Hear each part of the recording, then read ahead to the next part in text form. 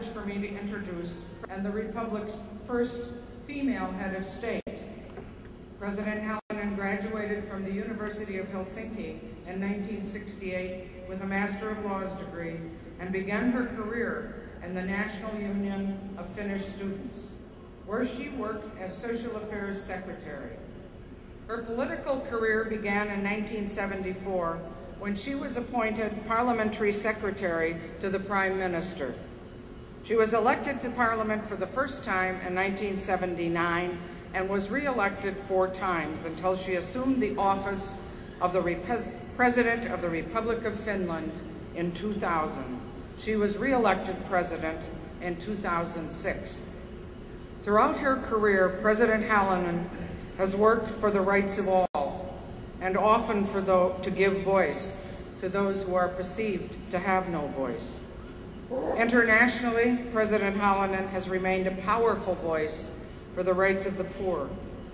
As President, she is a strong spokesperson for the rights of the poor in Finland, in the Nordic countries, and in the world. With a background in law and as a trained attorney, President Halonen has looked at social issues from the perspective of the law. She understands that globalization has a deep impact on the poor. Madam President has served as co-chair of the World Commission on the Social Dimension of Globalization. The Commission, which was formed by the International Labor Organization, released its report titled A Fair Globalization, Creating Opportunities for All in February 2004. That report led to the passage of a United Nations resolution supporting fair globalization. President Halonen has continually worked on behalf of the rights of women. As a member of the Parliament in the mid-1980s, she worked hard for the establishment of the Department of Equality in the Finnish government. President Halonen has served as a role model for women, becoming the first female Minister for Foreign Affairs for the Republic of Finland, a post similar to the U.S. Secretary of State, before becoming the first woman to serve as President. We look forward to that day in this country, President Halonen.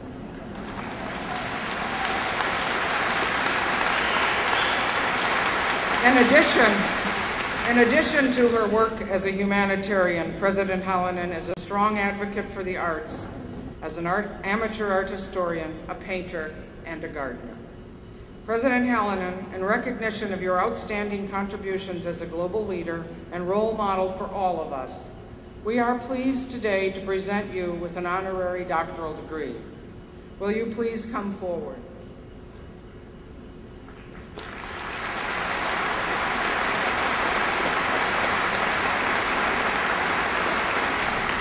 I hope you to be seated. Thank you. Chancellor Martin, dear Finnish Americans, ladies and gentlemen, hyvät ystävät. I should like to thank the University of Minnesota Duluth very much for this tribute.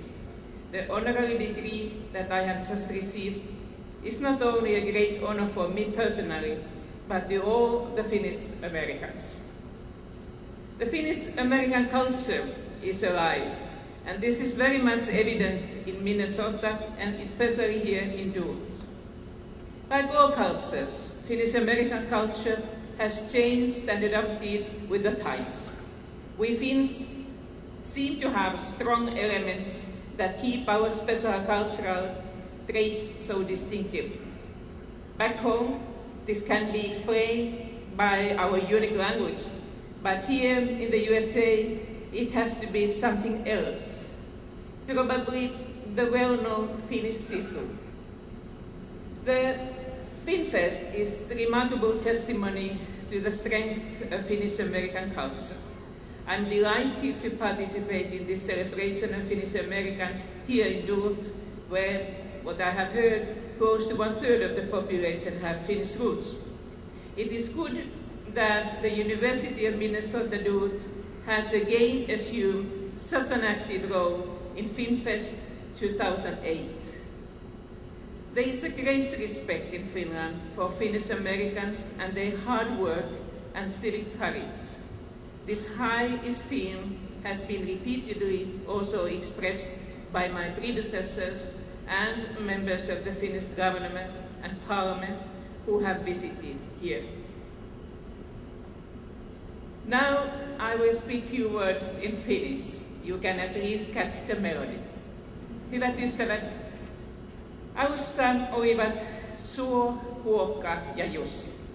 Tämä avauslause Väinö Linnan mestariteoksesta täällä Pohjantähden alla on tuttu meille suomalaisille. Ja tällaisiahan me suomalaiset olemme. Olihan sitten miten iso tahansa, niin emme pelkää siihen tarttua ja kovalla työllä saamme aikaiseksi hienoja tuloksia. Haluan onnitella kaikkia Amerikan suomalaisia työstänne tämän maan rakentamisessa. Amerikan suomalaiset ovat osoittaneet olevansa vilpittömiä amerikkalaisia sekä Yhdysvaltojen ja Suomen välisten suhteiden rakentajia. Ladies and gentlemen, I said, in the beginning there were the swamp, the O and Jussi. This opening sentence from Väinö Linnan's masterpiece, Under the North Star, is familiar to all of us Finns. And this is what we Finns are like. No matter how big a challenge is, we are not afraid to seize it, and with hard work, we achieve great results. I would like to congratulate all Finnish Americans for their contribution to the building of this country. Finnish Americans have proved to be true Americans and builders of the relations between the United States and Finland. The unique Finnish culture and strong civic society here led also to flourishing Finnish American organizations. The Finnish congregations, labor unions, cooperatives, sports clubs, newspapers, you might mention some others, they all have been active and gathered practically all the Finns in them. It was characteristic that especially workers' rights brought Finns together. The labor movement encompassed almost 2/3 of the Finns in its ranks here in Durf. Indeed, democracy and social justice, as well as the political and human rights, have always been important for us Finns. We have always been strong for our causes. We can admit that life isn't always fair, but at the same time we want to build a fair society. Besides cherishing freedom, we want to have rights, protection and equal opportunities to fulfill our liberties. In the USA, in the land of free and equal, there was also work to do. Finnish women who had enjoyed already full political rights in their home country were socially very active. All in all, the Finns contributed greatly to the advancement of the American dream of freedom, equality, and democracy. The flag bearers of democracy and new ideas often meet resistance. For a long time, the Finns here had a reputation of stubbornness. This even affected the acceptance of Finns to the higher education.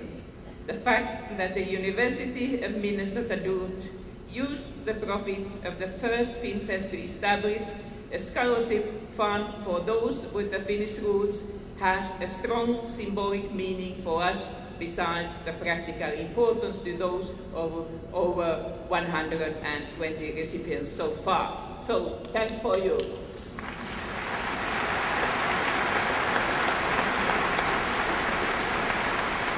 Dear friends, it is difficult to overemphasize the importance of education.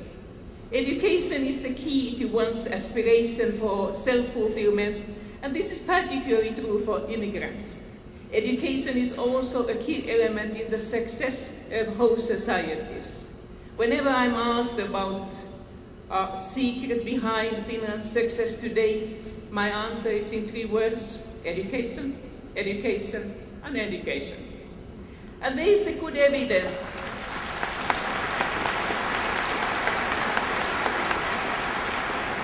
good evidence that the Finnish educational system works well.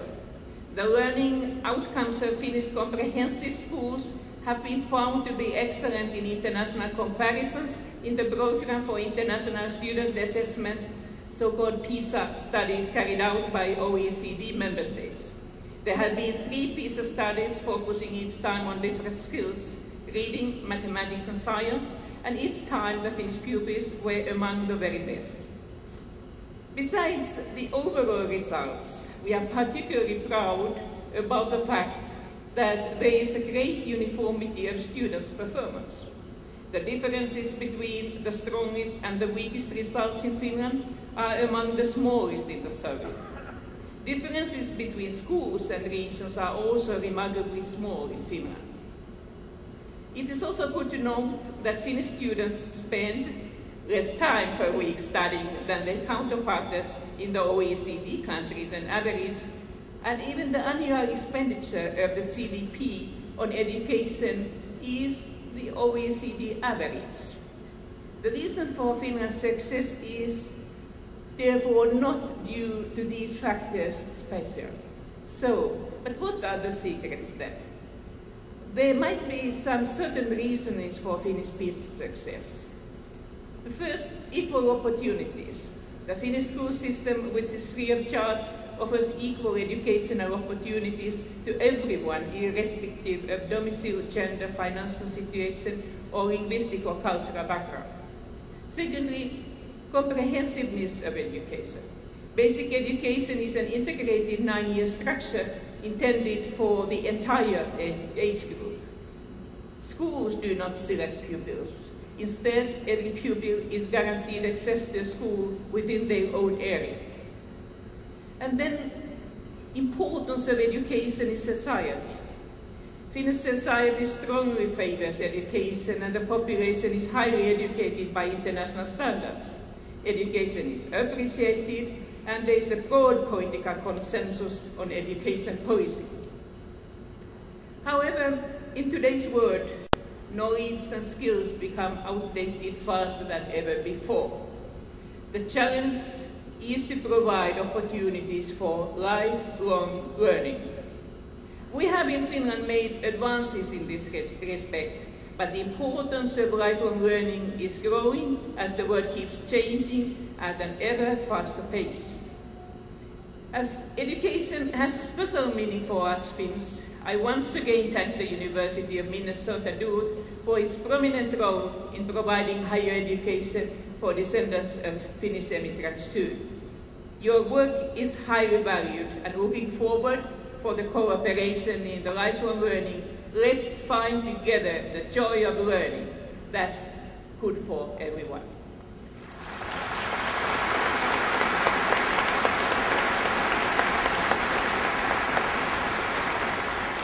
Ladies and gentlemen, education is very important for people, but necessary also for a whole nation. I take again example from my own country. Finland is ranked among the very best in international comparisons, whether concerning competitiveness or sustainable development. There is a comparison where we rank among the last, and I want to share it with you. This is corruption. Transparency International ranks Finland as one of the very last corrupt countries year after year. Ladies and gentlemen, education is a powerful tool against poverty. The future holds many uncertainties and concerns for people globally. Right now, one of the major concerns is dramatic increase in food prices. It is right to speak about global crisis. The food crisis is closely tied with the 2 other global issues or crises, soaring oil and energy prices, as well as the climate change. All of these issues deserve our attention and action, but let me concentrate today mainly on the food issues.